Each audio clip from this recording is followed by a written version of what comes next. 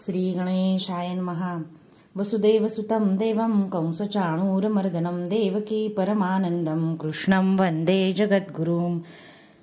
ज्ञानदेव गुरु ज्ञानदेव तारू उतरील पैल पारू ज्ञानदेव ज्ञानदेव माता ज्ञानदेव पिता तोडील भवव्यथा ज्ञानदेव ज्ञानदेव माझे सोय रे धाय रे जीवलग निर्धारे ज्ञानदेव सेना म्हणे माझे ज्ञानदेव निधान दावी निज खूण ज्ञानदेव।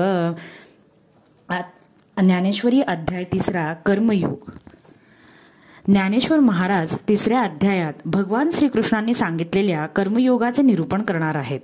अर्जुनाने भगवंताला कोणत्या शंका विचारल्या आणि त्या शंकांचे निरसन कसे केले हे निवृत्तीदास ज्ञानेश्वर आपल्या रसाळ शब्दांमध्ये सांगणार आहेत। अर्जुन आपल्या मनातील शंका भगवंतांना विचारण्यापूर्वी त्यांना सांगतो की तुम्ही मला जो उपदेश केला तो मी लक्ष देऊन ऐकला आहे। कर्म आणि ते करणारा अशा कल्पनांना आपल्या चित्तामध्ये थारा देऊ नये असे तुम्ही म्हणालात। मग हे ऋषिकेशा तू युद्ध कर असे तुम्ही मला का सांगता आहात? हे युद्ध केल्यामुळे माझ्या हातून हिंसात्मकच कर्म घडेल। तुमच्या सांगण्यातल्या विरोधामुळे माझ्या मनात खूप गोंधळ निर्माण झाला आहे। मी युद्ध करणारच नाही हा माझा निश्चय आता डळमळू लागला आहे।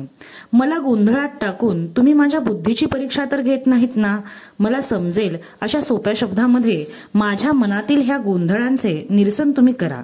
इहलोकी सुखप्रद आणि परलोकी कल्याणकारी असे सुयोग्य आचरण कोणते ते मला आता तुम्ही सांगा। यावर भगवंतांनी अर्जुनाला आश्वस्त करत त्याला सांगितले की ईश्वरार्पण कर्ममार्ग सांगत असताना मी तुला ज्ञानमार्ग म्हणजे काय आणि त्याची महती काय हेही सांगितले। त्यामुळे तू गोंधळात पडला आहेस। ज्ञानयोग आणि कर्मयोग हे दोन्ही मीच सांगितले आहे। बुद्धिवंतांसाठी मी ज्ञानयोग सांगितला आहे आणि सामान्य जनांसाठी मी कर्मयोग सांगितला आहे। ज्ञानमार्गाच्या आचरणामुळे साधकाला मोक्षफल मिळण्यास वेळ लागत नाही आणि कर्ममार्गाचा अवलंब करणाऱ्यास त्या मार्गाचा अनुभव प्राप्त झाल्यानंतर तो मोक्षाचे उद्दिष्ट गाठतो। दोन्ही मार्गांचे उद्दिष्ट एकच आहे। कर्माचे आचरण करणे म्हणजे स्वधर्माचा त्याग करणे नव्हे।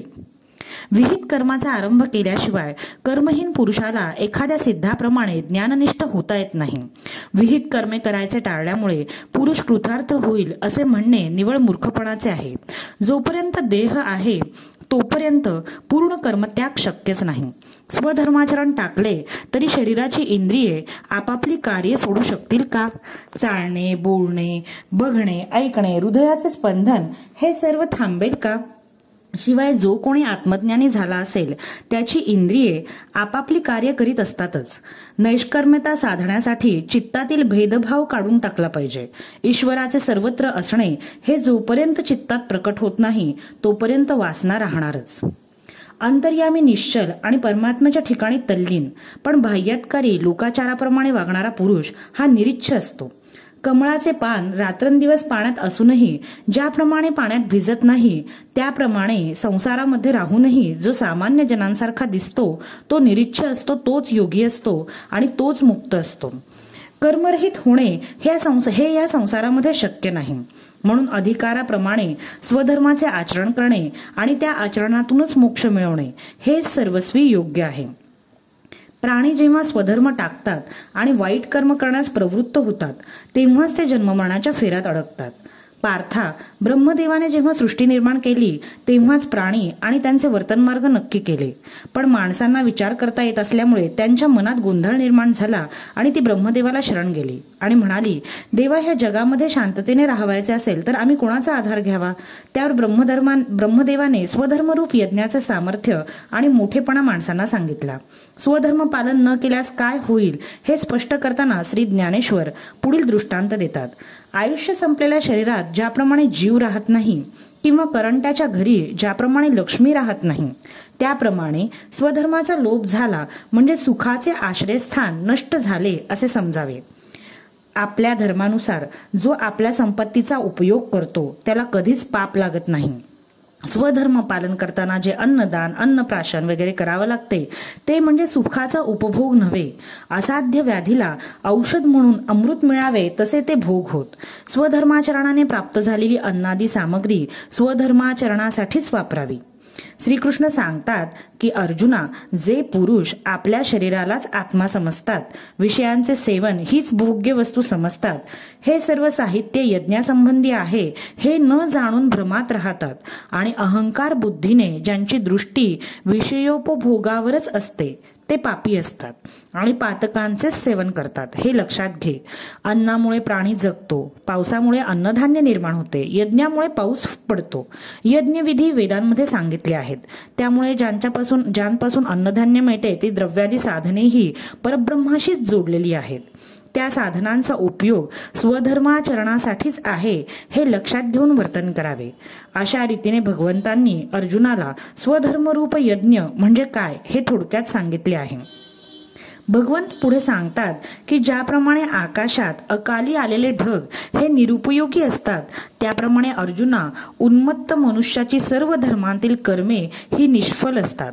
ज्याला स्वधर्म पाळता येत नाही त्याचे जिणे शेळीच्या गळ्यातील स्तनाप्रमाणे व्यर्थ असते.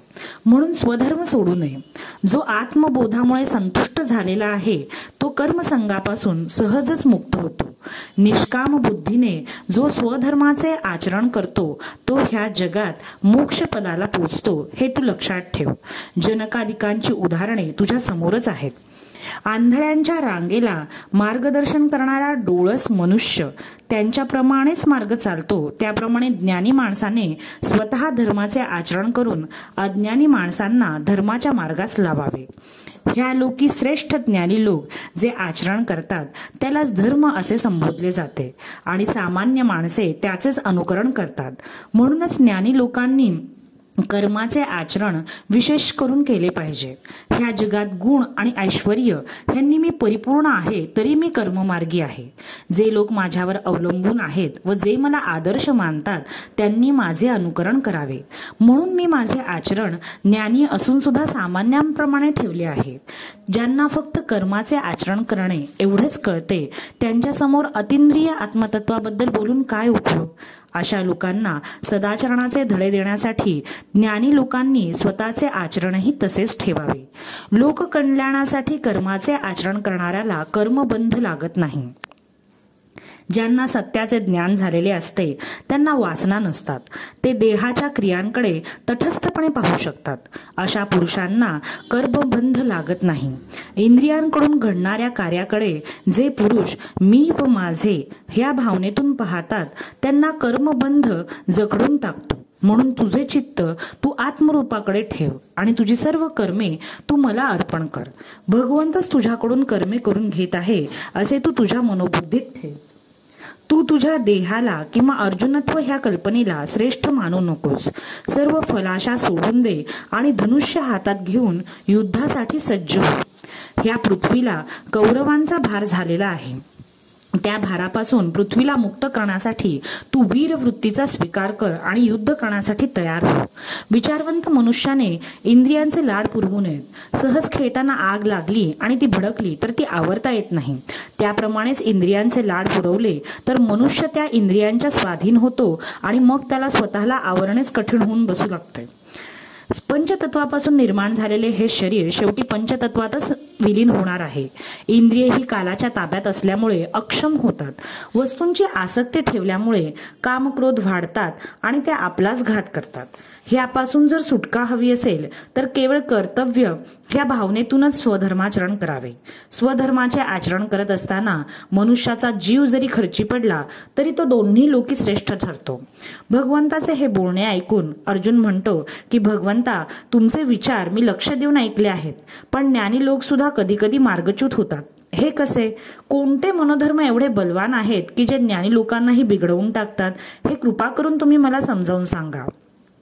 हृदयाला रमवणाऱ्या आणि योगीजन ज्याची इच्छा निष्काम बुद्धीने धरतात तो पुरुषोत्तम अर्जुनाला समजावून सांगतो की काम आणि क्रोध हे दोन मोठे शत्रू योग्यांनाही भ्रष्ट करतात. मनामध्ये रजोगुणाचे प्राबल्य वाढल्यावर ते पुरुषाला आपल्या ताब्यात घेतात आणि त्याच्याकडून दुराचरण करून घेतात. आशा, तृष्णा आणि भांती ह्या तिघी या कामक्रोधांच्या सेविका आहेत. ह्या सेविका पुरुषाची शांती नष्ट करतात. काम, क्रोध किंवा राग, द्वेष चित्ताशी इतके चिकटून असतात की ब्रह्मादेवादिकांनाही त्याचा ठाव ठिकाणा लागत नाही. चोर पावलांनी आलेले हे कामक्रोध पुरुषाच्या चित्ताचा ताबा मिळवतात. ह्याचा नाश केल्यावरच ज्ञानाची प्राप्ती होते. ह्याचा नाश करण्याचा किंवा ह्याच्यावर ताबा मिळवण्याचा एक उपाय आहे. अर्जुना, हा उपाय तुला योजता आला तर पहा. ह्या कामक्रोधांचा पहिला आधार म्हणजे पुरुषाची इंद्रिये होत. पुरुष प्रवृत्तीशील म्हणजे बहिर्मुख असला तरच कृतिशील राहतो. तुला जर बुद्धीने चित्तावर ताबा मिळवता आला आणि तू जर अंतर्मुख होऊ शकलास तर तुझे मन ह्या वैरांपासून बद्धमुक्त होईल. कामक्रोधाचा नाश होईल. मोक्षानंदाच्या लक्ष्मीचा तू स्वामी होशील. गुरु शिष्य हे नाते शिष्याला जीव शिव ऐक्याचा अनुभव देण्यासाठी असते. तू जर स्थिर राहून अंतर्मुक्ता साधू शकलास तर हे जीव शिव ह्यांचे अनुभव ऐक्य अनुभवून तू निरंतर आनंदामध्ये राहशील. देवांचा देव लक्ष्मीनाथ ह्याने कामक्रोधावर कसा विजय मिळवायचा हा उपाय सांगितला. आता पुढील अध्यायात भगवंत आणखी काही महत्वाचे ज्ञान पार्थाला सांगणार आहे आणि पार्थ त्यावर आपल्या शंका विचारणार आहेत. हा कृष्णार्जुन संवाद ऐकल्यामुळे जो आनंद मिळणार आहे